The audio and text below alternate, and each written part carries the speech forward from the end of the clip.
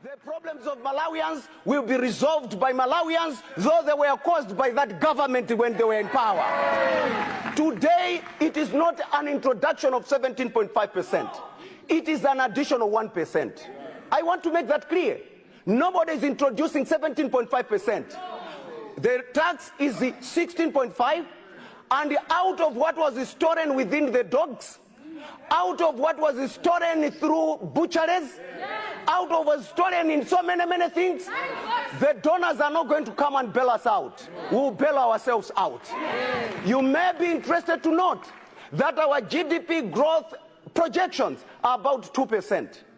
Around there. When the rapid population growth as it stands today is 2.8.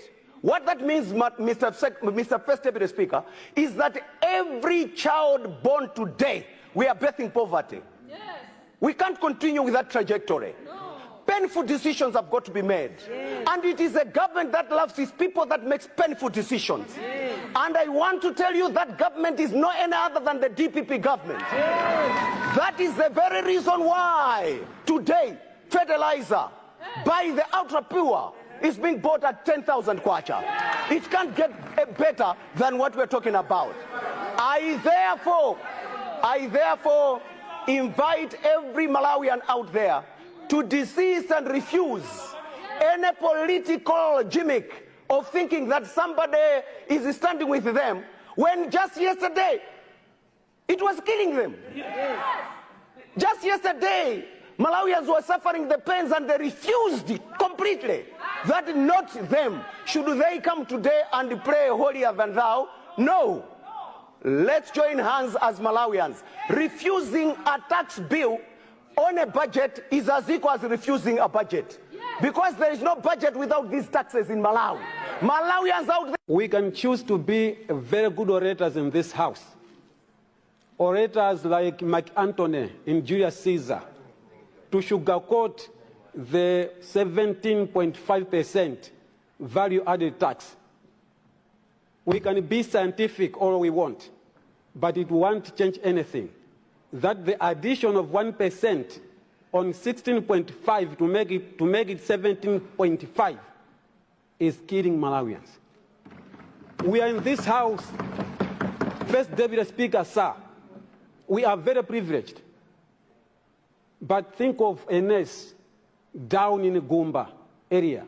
Think of a nurse in the Kanzimbi village.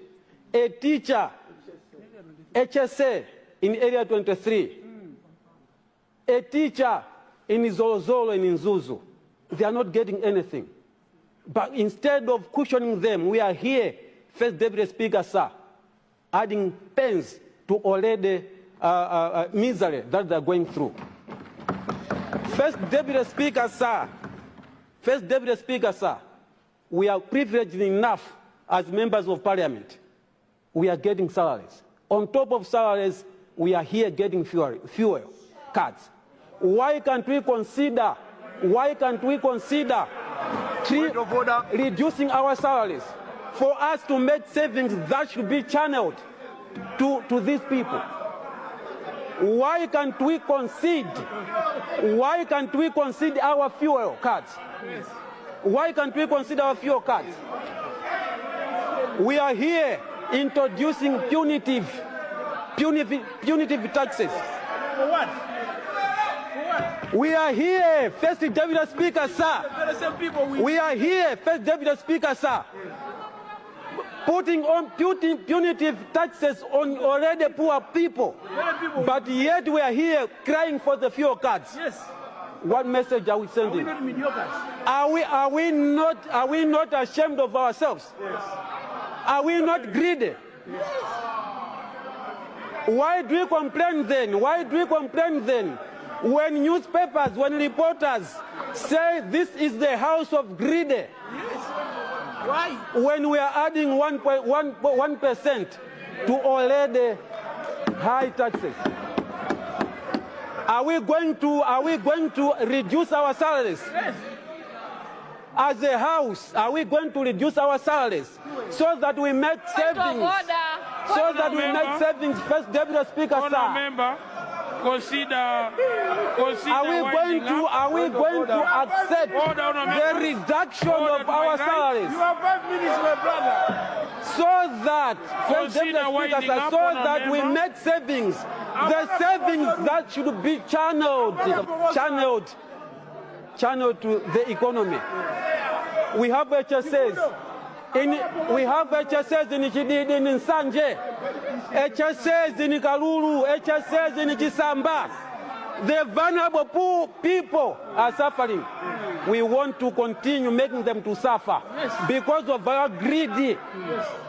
What kind of MPs are we? With these remarks, are we representing the people or we are representing ourselves? Yes.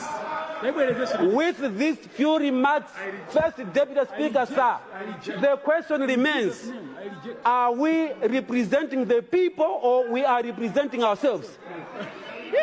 With these few remarks, I reject. In the name of Jesus Christ. I agree. I reject. I reject. In the name of Jesus Christ, sir.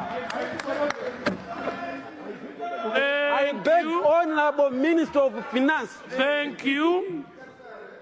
Yes, God bless. Thank you. I reject the bill. Honour member, the chair has received your contribution, and possibly I will recommend, if you want to implement what you are proposing, please move a private member's bill towards the same, and this House will support you. Thank you very much. Member for Mwanza Central, you have the floor.